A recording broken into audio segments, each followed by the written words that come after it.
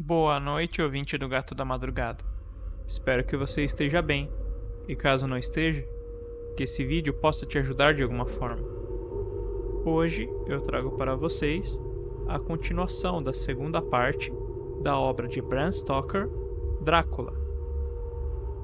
Embora estivéssemos abrigados, era possível escutar o vento crescente, que gemia e assoviava por entre as rochas, e os galhos das árvores se entrechocavam enquanto passávamos. Esfriou, depois esfriou ainda mais, e a neve fina como talco começou a cair, de forma que, depressa, nós e tudo ao redor fomos cobertos por um manto branco. O vento penetrante ainda nos trazia o uivo dos cães, embora ele ficasse mais fraco conforme avançávamos. Já os latidos, graves dos lobos, soava cada vez mais próximo, como se estivessem nos cercando por todos os lados. Fiquei apavorado, e os cavalos compartilharam do meu medo. O cocheiro, porém, não estava minimamente perturbado. Continuava movendo a cabeça, para a esquerda e para a direita, mas eu mesmo não conseguia enxergar coisa nenhuma naquela escuridão. De súbito, bem longe à esquerda, vi uma fraca chama azul tremeluzindo. O cocheiro a viu no mesmo instante. Ele imediatamente parou os cavalos, e saltando, desapareceu na escuridão. Eu não sabia o que fazer, e soube menos ainda quando o uivo de lobos chegou mais perto. Mas enquanto pensava, eis que o cocheiro ressurgiu, e sem dizer uma palavra, voltou a se sentar, e nós retomamos a viagem. Acho que adormeci e continuei sonhando com o incidente, pois ele parecia se repetir infinitamente, e agora, olhando para trás, parece um tipo de pesadelo horrível. Uma vez a chama apareceu tão perto na estrada que mesmo naquela escuridão conseguia observar os movimentos do condutor. Ele ia rápido para onde surgia a chama azul, que deveria ser bem fraca, pois não parecia iluminar nem um pouco o entorno. Uma vez perto dela, ele apanhava algumas pedras e as juntava de certa maneira. Outra vez, um curioso efeito óptico ocorreu. Ele estava entre mim e a chama, porém a obstruía, pois continuei da mesma forma enxergando o reluzir fantasmagórico. Isso me deixou pasmo, mas como o efeito durou apenas um momento, presumi que fossem meus olhos me pregando uma peça na escuridão. Depois, por algum tempo, não houve outras chamas azuis, e nós aceleramos através da neblina, com o uivo dos lobos sempre nos cercando, como se fosse um anel móvel que nos acompanhava, mantendo-nos no centro. Por fim, houve uma ocasião que o condutor foi mais fundo na vegetação do que tinha ido qualquer outra vez antes, e durante sua ausência os cavalos começaram a tremer, mais do que nunca, e a bufar e a relinchar de medo. Eu não entendia o motivo daquilo, pois os uivos tinham cessado por completo. Bem nessa hora, atravessando as nuvens escuras, a lua apareceu atrás da crista irregular e saliente de uma rocha coberta de pinheiros. E à luz do luar, eu vi um círculo de lobos de dentes brancos e línguas pendentes, com membros longos e vigorosos, e pelos eriçados. Eles eram 100 vezes mais assustadores no silêncio sombrio do que o Ivano. Quanto a mim, fiquei paralisado de pavor.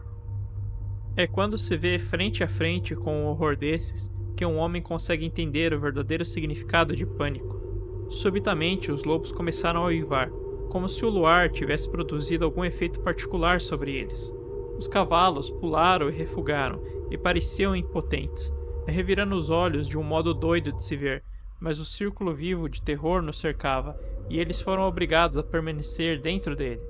Eu gritei pela volta do cocheiro, pois me pareceu que nossa única chance era tentar romper o anel, e busquei facilitar a aproximação dele, gritando e batendo na lateral da carruagem, torcendo para que o barulho espantasse os lobos daquele lado, de modo a dar ao condutor uma oportunidade de vir. Como ele chegou, eu não sei, mas ouvi sua voz se elevar a um tom de comando imperativo, e ao olhar em direção do som, vi-o de pé na estrada, ao que ele agitou os braços como se afastando algum obstáculo invisível. Os lobos recuaram e recuaram mais. Bem nesse momento, uma nuvem pesada passou em frente à lua, e mergulhamos de novo na escuridão. Quando consegui enxergar novamente, o condutor estava subindo na carruagem e os lobos tinham desaparecido. Aquilo tudo era tão estranho e misterioso que um medo terrível se apossou de mim, e tive receio de falar e de me mover. Pareceu interminável o tempo que passamos avançando a grande velocidade, agora quase na escuridão total, pois as nuvens mais uma vez tinham encoberto a lua. Continuamos subindo, com os trechos ocasionais da rápida descida, mas de forma geral sempre subindo. De repente, tomei consciência de que o cocheiro estava em plena atividade de puxar os cavalos no pátio de um vasto castelo em ruínas, de cujas altas janelas pretas não tinham um único raio de luz, e cujos parapeitos quebrados exibiam uma linha irregular contra o céu enluarado. Capítulo 2 Diário de Jonathan Harker.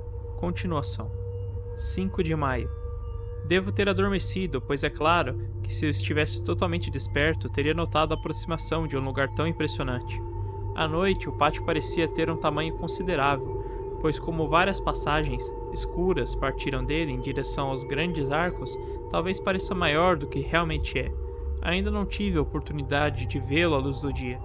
Assim que a carruagem parou, o cocheiro saltou e estendeu a mão para me ajudar a desembarcar. Mais uma vez não pude deixar de notar sua força prodigiosa. Aquela mão parecia mesmo um torno de aço que poderia ter esmagado a minha, se ele quisesse. Ele apanhou minha bagagem e depositou no chão ao meu lado, enquanto eu estava parado diante de uma grande porta, velha e cravejada de longos pregos de ferro, instalada em uma abertura de pedra maciça. Mesmo com pouca luz, consegui ver que a pedra era originalmente entalhada, mas que os entalhes haviam sido bastante desgastados pelo tempo e pelas intempéries. Enquanto eu estava ali, o cocheiro pulou de volta para seu posto e agitou as rédeas. Os cavalos partiram, e a carruagem e todo o resto desapareceu por meio das passagens sombrias. Permaneci onde estava, pois não soube o que fazer. De campainha ou aldrava não havia nenhum sinal, e não parecia que a minha voz pudesse penetrar através das paredes grossas das pequenas janelas escuras. Esperei pelo que parecia um tempo infinito, e senti dúvidas e receios tomando conta de mim. Para que tipo de lugar eu tinha ido, e para que tipo de pessoas? Em que tipo de aventura horrível eu havia embarcado? Seria aquele um episódio rotineiro da vida de um escrevente jurídico, enviado para explicar a um estrangeiro a compra de uma propriedade em Londres? Escrevente jurídico? Mina não gostaria disso. Advogado, pois antes de partir de Londres eu soube que fui aprovado no exame e que agora sou um advogado de pleno direito. Comecei a esfregar os olhos e me beliscar para checar se eu estava acordado. Tudo parecia um pesadelo horroroso e eu esperava acordar a qualquer momento, encontrar-me em casa, com o alvorecer lutando para atravessar as janelas, como tantas vezes me senti, pela manhã após um dia de trabalho excessivo. Mas minha carne reagia ao teste de beliscão, e meus olhos não se enganavam. Eu estava realmente acordado e nos Cárpatos. Só que o que eu podia fazer era ter paciência e esperar pela chegada da manhã. Tão logo cheguei a esta conclusão. Ouvi passos pesados se aproximando atrás da grande porta, e vi pelas frinchas o brilho de uma luz. Então veio o som de correntes chacoalhando e de ferrolhos sendo puxados. Uma chave foi girada e enguinchou, alto pela falta de uso. E a imponente porta se abriu. Lá estava um velho alto, de robusto barbeado, exceto por um longo bigode branco, vestido de preto da cabeça aos pés, sem um único ponto de cor em um lugar nenhum. Segurava uma antiga lamparina de prata, na qual uma chama queimava sem suporte de nenhum tipo, e lançava longas sombras trêmulas. O velho gesticulou com a mão direita para que eu entrasse, em um movimento cortês, dizendo em um inglês excelente, embora com uma entonação estranha: "Bem-vindo à minha casa. Entre livremente e por sua própria vontade." Ele não se mexeu um músculo para ir ao meu encontro. Em lugar disso, permaneceu feito estátua, como se o gesto de boas-vindas o tivesse transformado em pedra.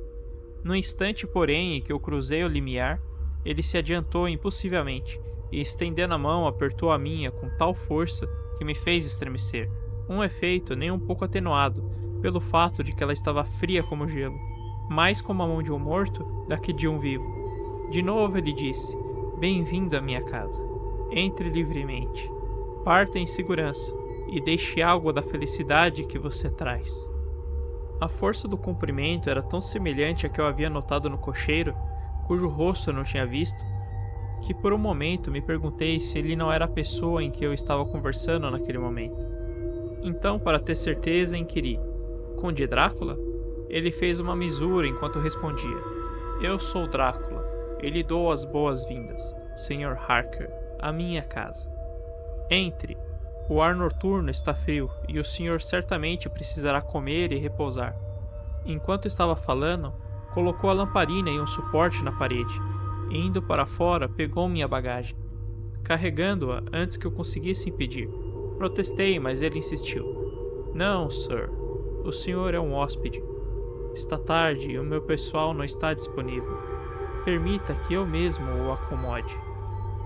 O homem insistiu em carregar minhas malas pelo corredor, e depois para cima por uma escada curva, e depois de novo ao longo de outro grande corredor, em cujo piso de pedra nossos passos soavam gravemente. Ao final deste último, ele abriu uma porta pesada, e me alegrei em ver um cômodo bem iluminado onde uma mesa estava posta para a ceia, em cuja lareira potente uma grande fogueira de achas, recentemente reabastecida, queimava e bruxuleava. O conde estancou, pousou minha bagagem, fechou a porta e, cruzando a sala, abriu outra porta, que levava a um pequeno cômodo octagonal, iluminado por uma única lamparina, e aparentemente sem janelas de nenhum tipo. Atravessando, ele abriu outra porta e gesticulou para que eu entrasse. Foi uma visão bem-vinda, pois se tratava de um quarto grande, bem iluminado e aquecido por outra lareira, que lançava um rugido profundo pela chaminé larga. Também esta fogueira fora montada havia pouco, pois as achas no topo ainda não estavam queimadas. O conde levou pessoalmente minhas malas para dentro, e então se retirou, dizendo, antes de fechar a porta: "O senhor precisará, após a sua jornada, refrescar-se e fazer o toalete.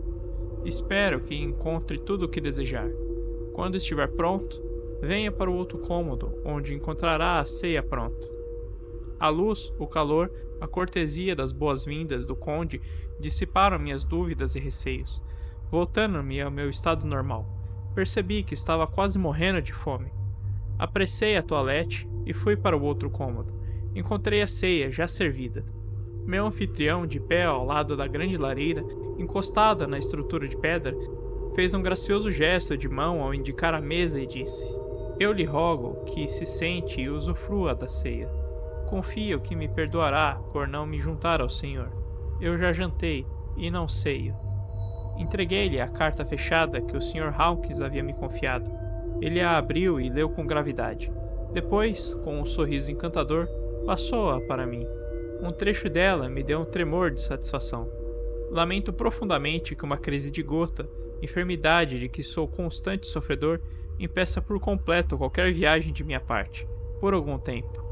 Mas sinto-me contente em dizer que mando um substituto à altura, alguém a quem deposito toda a confiança possível. Ele é um homem jovem, cheio de energia e de talento próprio, e temperamento leal. É discreto e silencioso, e se tornou adulto sob os meus cuidados. Ao longo da sua estadia, estará a postos para servi-lo quando o senhor desejar, e acatará suas instruções em todos os assuntos. O conde pessoalmente se adiantou para suspender a tampa que protegia a comida, e eu me atirei de imediato a uma maravilhosa galinha assada. A ave, acompanhada de mais um pouco de queijo, salada e uma garrafa envelhecida de vinho húngaro Tokay, no qual tomei 2 taças, constituíram minha ceia. Enquanto eu comia, o conde fez muitas perguntas sobre minha viagem, e eu gradualmente lhe contei tudo o que havia vivenciado. A essa altura eu já havia terminado a refeição, e para atender ao desejo de meu anfitrião, havia puxado uma cadeira para perto da lareira e começado a fumar um charuto que ele tinha me oferecido, ao mesmo tempo em que se desculpava por não fumar.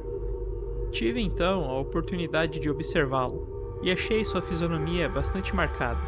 Seu rosto era forte, bem forte, aquilino, nariz fino e com ponte alta, e narinas peculiarmente arqueadas, testa alta e abobodada, e cabelos que cresciam escassamente nas têmporas, mas profusamente em outros pontos. As sobrancelhas eram bastas, quase se tocando sobre o nariz, com pelos espessos tão abundantes que pareciam se emaranhar na sua própria profusão. A boca, pelo que pude ver sob o pesado bigode, era firme e de aparência um tanto cruel, com dentes estranhamente afiados, que se projetavam por cima dos lábios, cuja notável vermelhidão demonstrava uma vitalidade espantosa para um homem daquela idade. Quanto ao resto, as orelhas eram pálidas, muito pontudas no topo, queixo largo e forte, bochechas firmes, embora magras. O efeito geral era de palidez extraordinária. Até então eu tinha observado as costas das mãos dele, enquanto estavam apoiadas em seus joelhos junto ao fogo, e elas haviam parecido brancas e finas. Porém, vendo-as agora mais de perto, não pude deixar de notar que eram na verdade grosseiras, largas, com dedos achatados. Por mais estranho que pareça, havia pelos no centro das palmas. As unhas eram longas e estreitas, cortadas em pontas agudas. Quando o conde se inclinou sobre mim e suas mãos me tocaram, não pude de reprimir um estremecimento. Talvez tenha sido pelo hálito rançoso, mas fui tomado por uma sensação de náusea, que mesmo tentando muito, não consegui disfarçar. O conde, evidentemente percebendo, recuou, e com um tipo de sorriso zombeteiro, que exibiu mais do que até então os dentes protuberantes, voltou e se sentou ao lado da fogueira. Ambos ficamos em silêncio por um período, e quando espiei pela janela, vi os primeiros laivos do alvorecer que se aproximava. Uma estranha imobilidade parecia cobrir tudo, mas prestei atenção e escutei, como se viesse do vale, lá de baixo, o uivo de toda uma alcateia. Os olhos do conde brilharam, e ele falou: "Ouça só, as crianças da noite. Que música eles produzem?" Distinguindo no meu rosto, suponho, uma expressão pouco familiar, ele acrescentou: "Ah, Sir, os homens citadinos não conseguem compreender os sentimentos do caçador." Então ele se levantou e disse: "O senhor deve estar cansado. Seu aposento está pronto. Amanhã poderá dormir até tarde quando queira. Estarei fora até o fim da tarde. Então durma bem e sonhe bem." Com uma misura cortês, ele abriu pessoalmente para mim a porta do cômodo octagonal, e eu entrei no meu quarto. Estou mergulhado em um maravilhamento. Tenho dúvidas, tenho temores. Penso coisas estranhas que não ouso confessar à minha própria alma. Deus me guarde, nem que seja apenas em nome dos que me são caros.